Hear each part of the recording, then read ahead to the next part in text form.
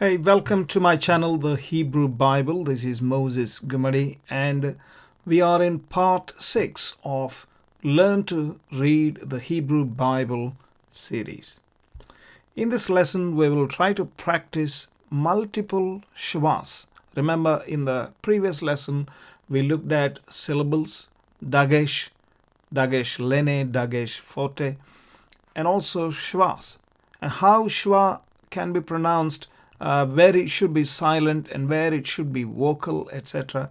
And what happens when multiple schwas are there in a particular word. So here you have an example of a word with 4 schwas. So how do you pronounce it? So this occurs in Leviticus chapter 25 verse 7, and it means and for thy cattle. Thy as in singular, which is and for your cattle. I said thy because it's singular. In the modern English, if you say your, Y-O-U-R, it's not very clear whether it is singular or plural. It depends on the context. Okay, so let's read this. How do we read it? This is how the syllables must be divided. Ve live hem the cha. Ve live hem the cha. So this is the vocal schwa because it occurs in the beginning of the word. Now this schwa, the second one, occurs after a short vowel, which is chirik here. So we say live. So the schwa is silent. We live. Hem, again the same rule. This is a short vowel. This segol is a short vowel. So hem. This last schwa occurs after another schwa, right? Because of that, this schwa must be vocal, as we have learned in the previous lesson, and therefore we pronounce this as veliv hem te cha, veliv hem te cha, or veliv hem te cha. Well, the tau and the tau, if it is a dagesh, then I pronounce it tau. It doesn't matter. Most of the times in Israeli Hebrew, they don't distinguish between ta and ta for tau. But as I said in one of the earlier lessons, tau also has a sound, tha sound, okay? Right, and so the dalet has a the sound as well. So what does this really mean? If you go back, this ve is and. That's the and. And li, the prefix lamed is a preposition that is for. And for thy cattle. So this thy is due to this cha. The ending form cha is yours. That is thy, a singular, masculine singular, ha. So the remaining is be, he, behema. Basically, this is a tau, and so if you look at the word, underlying word, the root word, in the Strong's dictionary, the word is H929. It is pronounced behema, and it means animal or a beast. Notice there is no dagesh here. That's why we pronounce ve sound ve live hem thecha. Here behema we pronounce with a ba. Okay, so this is an interesting word with 4 schwas. Next, in the book of Judges, chapter 19 verse 8, the sentence is and they tarried, or they waited, or they delayed. Now how do we pronounce this? So let's separate the syllables. Ve, hit, mah, me, hu. Ve, hit, mah, me, hu.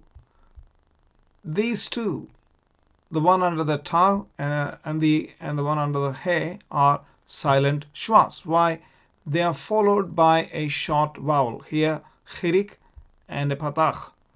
And this one is the second schwa following a first silent schwa.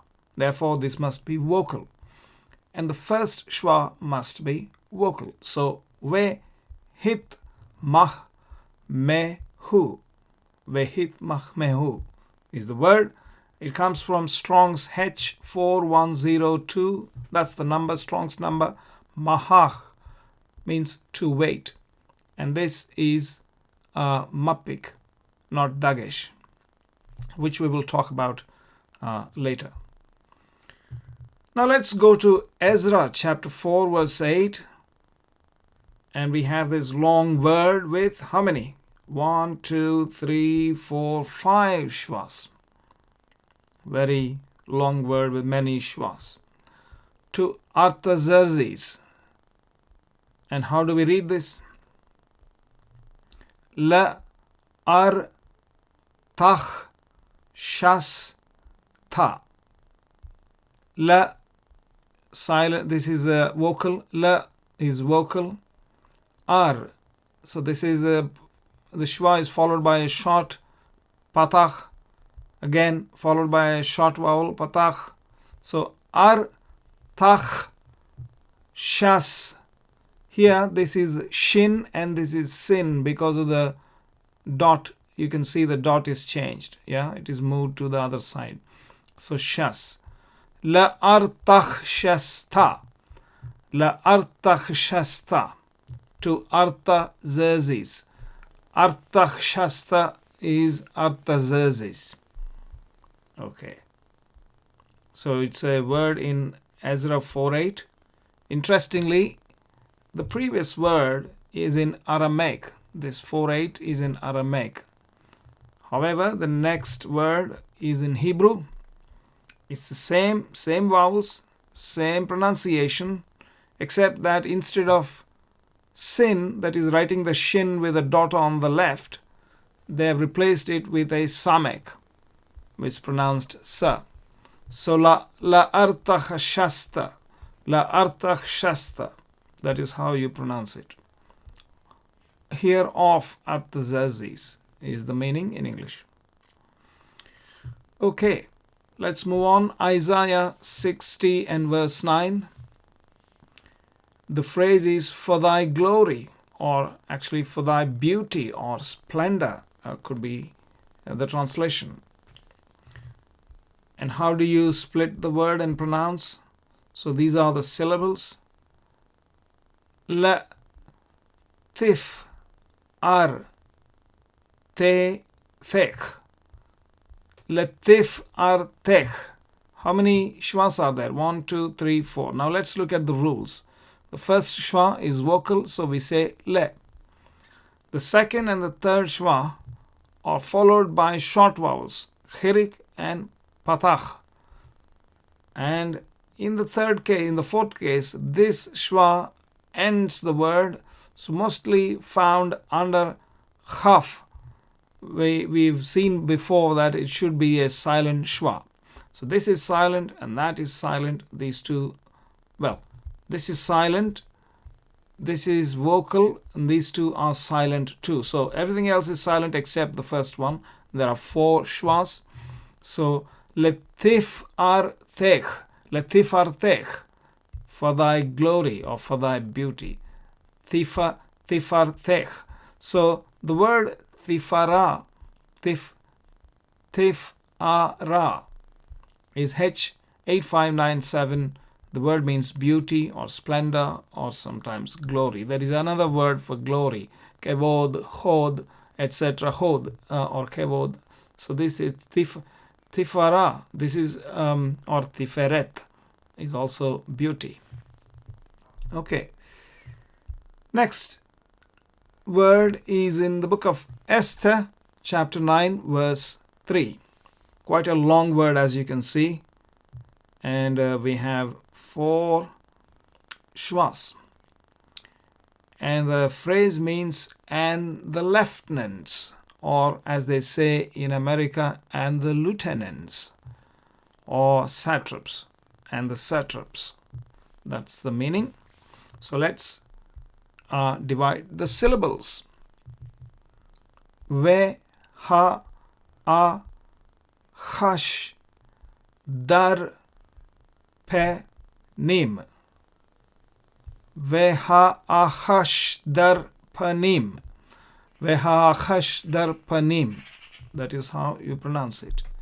First one is vocal, plain. This second one is followed by a short vowel, patach. So, hash, this is het. Hash is how you pronounce it. This is dalet, patach. Again, the same rule applies. This is silent too. Dar is how you pronounce. And this schwa under pe is the second schwa after the silent schwa. So we make it vocal. And so we pronounce pe and nim. So veha-ahash dar panim. Veha-ahash dar panim. What does it mean?